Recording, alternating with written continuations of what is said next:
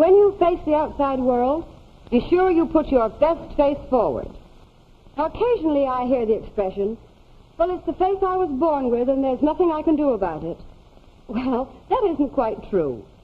Any girl can do a lot to get the most out of her looks. The basic requirement is a clear, glowing skin.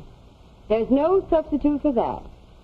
And since the skin is nourished by the bloodstream, the things that you eat and the exercise you take have a lot to do with the way you look. The most important thing I can tell you about the care of your skin from the outside is keep it clean. For that you need a cleansing cream and soap and water. Here's how to do a really thorough job of removing makeup. First, pin your hair well back out of the way, and if you wish, cover it with a hand towel. Start to work with a cold cream. Smooth it on thoroughly all over the face, clear up to the hairline and down under the jaw. Give extra attention to the pockets at the base of the nose and the cleft of the chin. Spread the cream on using little spiral motions, always working upward. But please, not too rough. No need to pull or push your face around. It's the gentle massage with the cream that gets results. Now, tissue the cream off with long, thorough sweeps. Switch to a clean spot in the tissue after each sweep so that you don't track the grime right back again. At this point, lots of girls like to rinse with more cold cream to make sure they've removed every bit of stale makeup.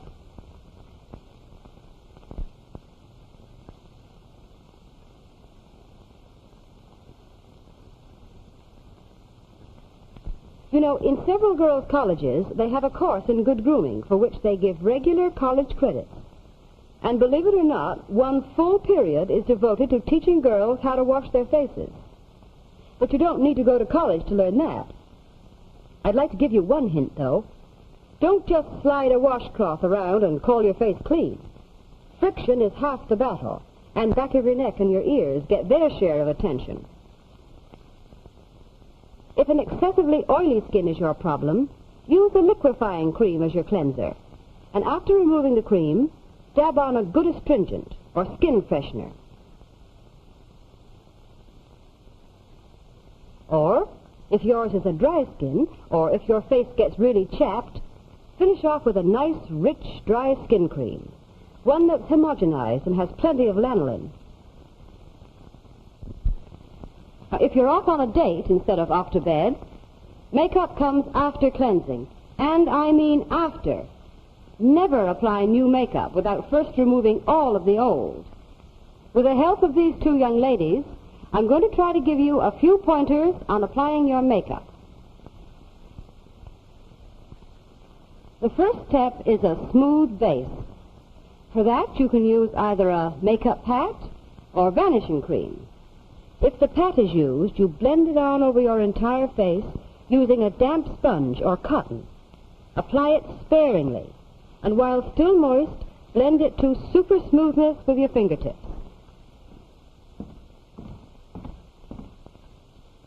If, instead of the pat, you use vanishing cream, the light touch is equally important.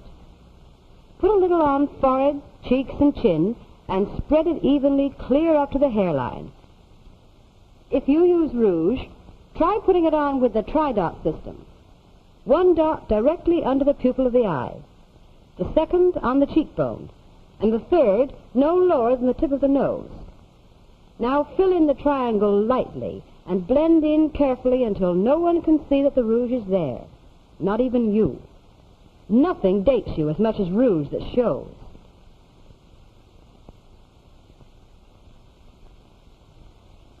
Lipstick is your exclamation point. Use it sparingly, but well. Use 2 strokes to outline the upper lip and 1 long stroke for the lower. Fill in with up and down strokes so that the lipstick goes with the grain of the skin.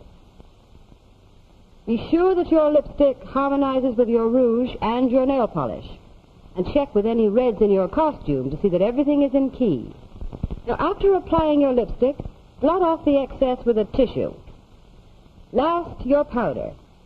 It goes over your makeup, all over your face. Choose the shade carefully. When you find one that blends in with the color of your skin, no lighter, That's your shade. If your skin is on the sallow side, you'll want to powder one note rosier.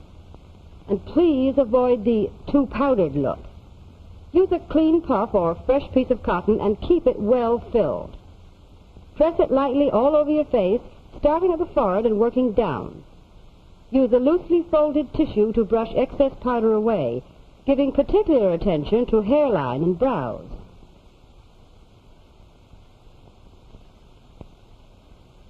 And before you leave, take a good look at your face. And remember, lots of people will see you in profile, so be sure that the makeup goes all the way around to the sides. Now I know you want me to tell you something about hairstyling. In selecting a hairstyle, remember that your hair is the frame for your face.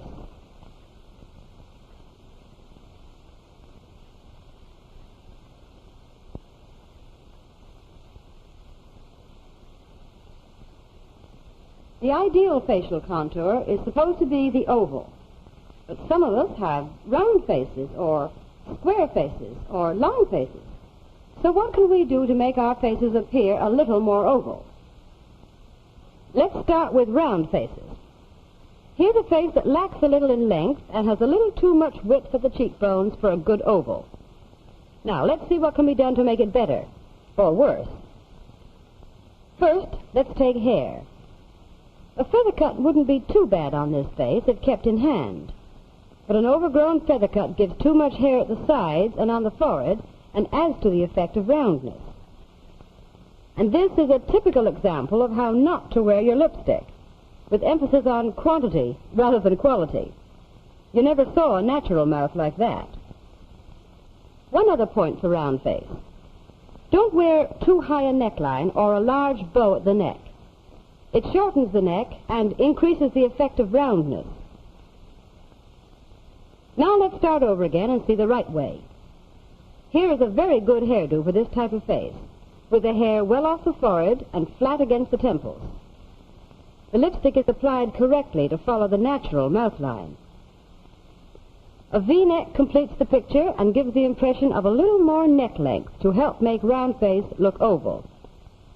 You see, there's quite a difference between this and this. Now let's take square face. This face is really very similar to round face, except that it has additional width at the jaw. With such a face, keep away from a hairdo like this, with bangs that take away from the length and hair hanging to the jawline that overemphasize the squareness. And these thin, straight lips emphasize the width of the jaw, and a straight-across sweater line just serves to square the whole thing off, which is wrong, of course. Now let's start over and do it right. This hairstyle helps to take away from the shortness of the face and the squareness of the jaw. This girl has thin lips, so she follows the general lip line, but fills out the lower lip slightly with her lipstick. And she wears the same type neckline as round face to give the neck added length. When finished, there's a vast difference between the wrong and the right. The third type of face is that which is long and narrow, and frequently a long neck goes with it. Of course, this hairdo is all wrong, because the hair piled on top of the head adds to the length of the face, and because it's close at the sides, it makes the face appear narrower. This vivid lipstick on thin lips gives the mouth a rather hard look. The wrong effect is completed by a V-neck that again adds to the impression of length. The same girl, to make the most of her long face, should wear her hair like this, off the top of the head and fluffed out at the sides for added width. And she may fill out her lips a little if she can do it artistically. A high neckline or choker beads will help to detract from the long neck. So, instead of looking like this, she looks like this. As if we just got going to make me all curious with it in the mouth of the tip. Wonder if I saw him take his odd load in the car again. We're scouting to it. Is I boos na gang something to do no blue out here to tell the ships either high in the you won't see it set, boys, look for your shit. Or that's I see it we know.